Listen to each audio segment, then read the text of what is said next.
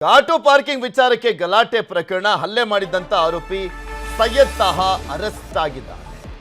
ಸೈಯದ್ ತಂದೆ ಕರೀಂ ಅಫ್ರಿದ್ ಎಂಬುವರನ್ನ ಬಂಧನ ಮಾಡಲಾಗಿದೆ. ಹಲ್ಲೆ, ಮಾರಕಾಸ್ತ್ರ ಬಳಕೆ, ಅವಾಚ್ಯ ಶಬ್ದಗಳಿಂದ ನಿಂದನೆ ಕೇಸ್. ದೂರಿನಲ್ಲಿ ಧ್ವಜದ ಬಗ್ಗೆ ಯಾವುದೇ ಮಾಹಿತಿಯನ್ನ ಕೊಟ್ಟಿಲ್ಲ. ಗಲಾಟೆ ಕೇಸ್ ಬಗ್ಗೆ ಡಿಸಿಪಿ ಶಿವಪ್ರಕಾಶ್ ಅವರು ಹೇಳಿಕೆಯನ್ನ ಕೊಟ್ಟಿದ್ದಾರೆ.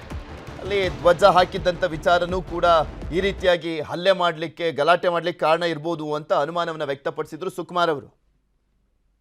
ಫಿರ್ಯಾದಿ ಬಂದು ಸುಕುಮಾರ್.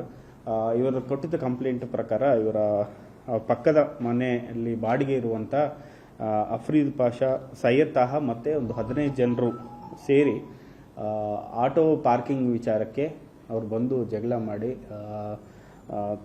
ಅವರೆಲ್ಲರನ್ನೂ ಕೈಯಿಂದ ಹೊಡೆದು ಗಾಯ ಮಾಡಿಸಿದ್ರು ಅಂತ ಒಂದು ಕಂಪ್ಲೇಂಟ್ ಇದು ಮಾಡ್ತಾರೆ. ಈ ಸಂಬಂಧಪಟ್ಟ ನಾವು ಇಮಿಡಿಯೇಟ್ ನಮ್ಮ ಪೊಲೀಸರು ಅಲ್ಲಿ ಹೋಗಿ ಎಲ್ಲ ವಿಚಾರಣೆ ಮಾಡಿ ಅವ್ರ ಸ್ಟೇಟ್ಮೆಂಟ್ ತಗೊಂಡು ನಾವು ಕೇಸ್ ದಾಖಲೆ ಮಾಡಿದ್ದೀವಿ.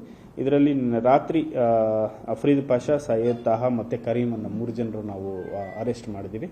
ಸೊ ಈಗ ಸದ್ಯಕ್ಕೆ ಸಿಚುವೇಶನ್ ಪೀಸ್ಫುಲ್ ಇದೆ, ಅದರಲ್ಲಿ ಯಾವ ಥರ ಗಲಾಟೆ ಇಲ್ಲ. ಸೊ ಇದರಲ್ಲಿ ಇನ್ನೂ ಸ್ಟೇಟ್ಮೆಂಟ್ ತಗೊಳ್ತಾ ಇದ್ದೀವಿ. ಯಾಕೆಂದರೆ 354 ಇರೋದ್ರಿಂದ 354 ಮತ್ತು ಟ್ರೆಸ್ಪಾಸ್ 448 ಇರೋದ್ರಿಂದ ಏನಾಗಿದೆ, ಬೇರೆಯವರು ಯಾರಿದ್ದಾರೆ ಅಂತ ಒಂದು ನಾವು ಸ್ಟೇಟ್ಮೆಂಟ್ ಪ್ರಕಾರ ತಗೊಳ್ತದೆ. ಮತ್ತು ನಿನ್ನೆ ಒಂದು ವಿಡಿಯೋ ಕೂಡ ಒಂದು ವೈರಲ್ ಆಗಿದೆ ಸೋಷಿಯಲ್ ಮೀಡಿಯಾದಲ್ಲಿ.